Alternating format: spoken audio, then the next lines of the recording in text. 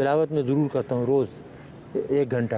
یہی تو سب سے بڑی بدماشی تھی کہ جن لوگوں کے ساتھ ہم نے اتنا احسان کیا. ایک بار ہلال امتیاز، کیا یہ نشان ابھی تک آپ کے پاس ہیں؟ بچپن بھوپال میں گزرا، بھوپال کی کون سی یادیں اب بھی ذہن میں تازہ ہیں؟ بھوپال آج بھی جنت ہے. بھوپال سے خوبصورت جگہ نہیں ہے پورے ہندوستان میں. بھوپال کے لوگوں سے اچھے لوگ نہیں ہیں کہیں. کتنی تعلیم وہاں سے حاصل کی؟ میں نے میٹرک پاس کیا تھا وہاں. اور باقی تعلیم کراچی سے حاصل کی؟ کراچی میں BSc کر کے میں نے 3 سال ملازمت کی. میں انسپیکٹر تھا ویٹس اینڈ میجرس کا. پھر میں نے دیکھا کہ مواقع اتنے اچھے نہیں ہیں. یعنی آپ کا ایک جوش ہوتا ہے نا کہ پروگریس کے، تو پھر میں برلن چلا گیا. میں نے تعلیم وغیرہ سب خود محنت کر کے کی. میں کام بھی کرتا تھا، پڑھتا بھی تھا. مجھے کوئی گورنمنٹ سے اسکالرشپ وغیرہ نہیں لیا، میں نے لیا تھا. گئے تو وہاں پڑھنے، لیکن وہاں جا کر دام عشق میں گرفتار ہو کر شادی بھی کر لی. نہیں وہ کیا پسند آیا؟ دیکھیے ہمارے گھر والوں نے کبھی اس پہ اعتراض ہی نہیں کیا تھا، نہیں کہتا کہ تم شادی مت کرنا. ہمارے یہاں بہت ہی اچھا ماحول ہے. ہم پرانی وضع کے ہیں بھوپال میں، لیکن ہمارے یہاں لڑکوں کو بھی لڑکیوں کی اجازت ہے، اپنی مرضی سے شادی کر سکتے ہیں. جب میں وہاں گیا تو 2 باتیں تھیں. یا تو یہ کہ میں مارا پھرتا، جو عام رواج ہے یہاں پہ، کیونکہ آپ کا ایکسپوجر نہیں ہوتا لڑکیوں کے ساتھ، کہ میں ان چکروں میں پھرتا، مارا پھرتا. یا دوسرا طریقہ یہ تھا جو ایک دوست نے بھی مشورہ دیا تھا بہت اچھا، اور بھائی نے بھی، کہ اگر تمہیں کوئی اچھی لڑکی ملے تو شادی کر لینا، کوئی غلط کام مت کرنا. بھوپال میں ہمارے یہاں یہ رواج ہے، رہا ہے. ہم نے کبھی آپ کو کوئی بھوپالی نہیں ملے گا جس نے حرام کیا ہو. ہم نے اسی لیے شادی کر لی کہ ہم سے کوئی غلطی نہ ہو، کوئی حرام نہ کریں. اپنی ہونے والی بیوی میں اچھا کیا لگا تھا؟ بہت نرم مزاج اور بہت سمجھدار. پہلی ہی نظر میں عشق ہوا تھا؟ نہیں، ہم ملے 1-2 مرتبہ. مجھے ان کی طبیعت پسند آئی، انہیں میری طبیعت پسند آئی. میں نے ان کو آفر کیا منگنی کا. ان کو جی میں والدین سے پوچھ لوں. والدین سے پوچھا ٹھیک ہے.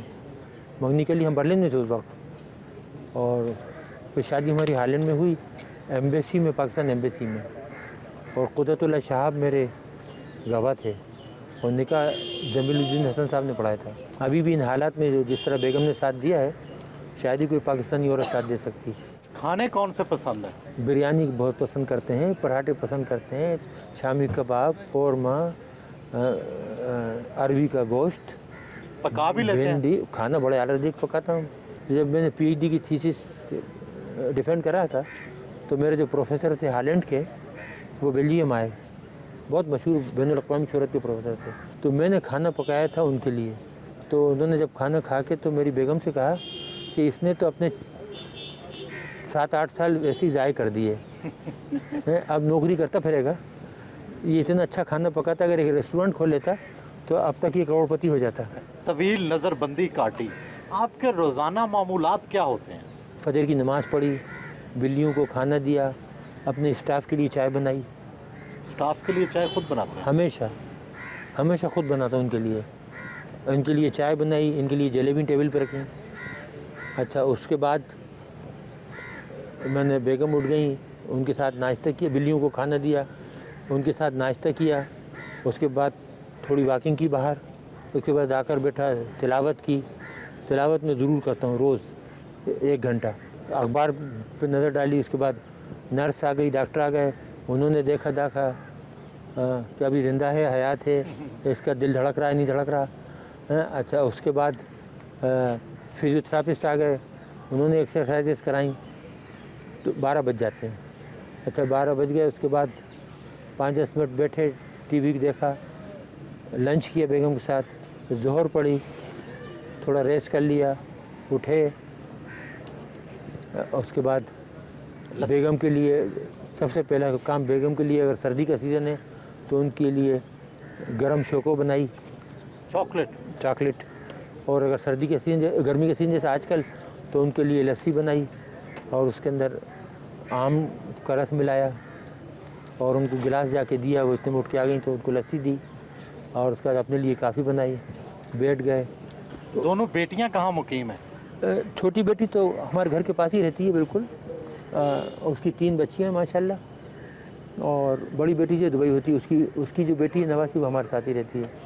تو یہی تو سب سے بڑی بدمعاشی تھی کہ جن لوگوں کے ساتھ ہم نے اتنا احسان کیا کہ ہماری بچی جو ہم سے 200 گز دور رہتی ہے اس کو 4 مہینے ہم سے نہیں ملنے دیا وہ نواسیوں کو، اور ہمارا جو فیملی ڈاکٹر تھا اس کو نہیں ملنے دیا، آنے نہیں دیا 3 4 مہینے، اور بہن بھائیوں کو نہیں ملنے دیتے تھے 2 مہینے 3 مہینے۔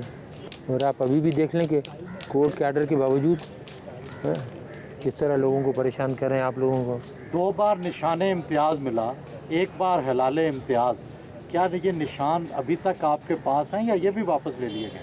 نہیں یہ تو میرے پاس ہیں، تو ان کا بھی تو کچھ فقار ہے۔ یہ تو کوئی لے نہیں سکتا، یہ تو جب تک کہ میں خود واپس نہ کروں، اور یہ میں ان چوروں کے ہاتھوں سے تھوڑی لیا، میں نے اپنی محنت کے بل پہ لیا ہے۔ جو میں نے اس ملک کو دیا اس کی ریکگنیشن میں بے نظیر صاحبہ نے دیا اور نواز شریف صاحب نے دیا، دھماکوں کے بعد ایک نشان امتیاز۔ آپ نے بہت سے حکمران دیکھے، ذوالفقار علی بھٹو، جنرل ضیاء الحق، بے نظیر بھٹو، نواز شریف، جنرل مشرف، صدر آصف زرداری، تو آپ کو کون سب سے اچھا لگا؟ غلام شاہ صاحب سے بڑھ کے کوئی محب وطن اور سنسیئر آدمی پیدا نہیں ہوا اس ملک کے لیے۔ ڈاکٹر صاحب، زندگی میں سب سے خوشی کا لمحہ اور غمزدہ لمحہ کون سا تھا؟ جب میزائل فائر کی 6 اپریل 98 کو غوری سکسیسفل رہی، بےحد خوشی ہوئی۔ جب 28 مئی کو نیوکلیر ایکسپلوژنس ہوئے، بےحد خوشی ہوئی کہ بھائی ہم نے جو محنت کی تھی اتنے برسوں وہ کارآمد رہی، اللہ کا شکر ہے کہ پاکستان نے ایٹامک پاور بن گیا۔ غمزدہ لمحہ کون سا تھا؟ کم زیادہ تو بس یہی ہے جو ہمارے ساتھ سلوک کیا، اس سے بڑھ کے اور کیا ہوگا، اس سے بڑھ کے اور کوئی غمزدہ نہیں ہوتا۔ یعنی غدار جو خود غدار ملک کو بیچ دیا، پاکستانی کو بیچ کے پیسے لیے، وہ محب وطن ہیں اور ہم غدار ہیں۔ عام طور پر سائنسدانوں کے بارے میں تصور کیا جاتا ہے کہ وہ بہت 2 + 2 4 کی باتیں کرتے ہیں، آپ کا کوئی ادبی یا شعری ذوق ہے؟ سائنس اور ٹیکنالوجی وغیرہ یہ تو ہمارا وہ جو کہتے ہیں نا سائیڈ مشغلہ ہے، یہ تو ہابی کے طور پر کر لیا۔ اصلی تو ہماری جو تعلیم ہے، جو بیک گراؤنڈ ہے، تو وہ ادب کی ہے۔ پسندیدہ شاعر کون؟ پسندیدہ شاعر تو بہت سارے ہیں، آپ شروع کیجئے، غالب تھے اور مومن تھے اور مصطفی تھے اور کیا نام ہے اپنے جگر تھے اور جوش تھے اور علامہ اقبال تھے اور مجاز اور فراز اور فیض، سب اعلیٰ پائے کے شاعر، سب عدم۔ دیکھیے ہر شاعر کا کچھ نہ کچھ کلام اتنا اعلیٰ ہوتا ہے کہ وہ غیر مشہور شاعری ہو، 1-2 غزلیں ایسی ملیں گی کہ آپ تڑپ جاتے ہیں۔ اپنے یہ تھے کیا نام تھا اختر شیرانی، ان کا کلام دیکھ لیجیے، رومانوی کلام۔ روحانی کلام بہت ہی پیارا۔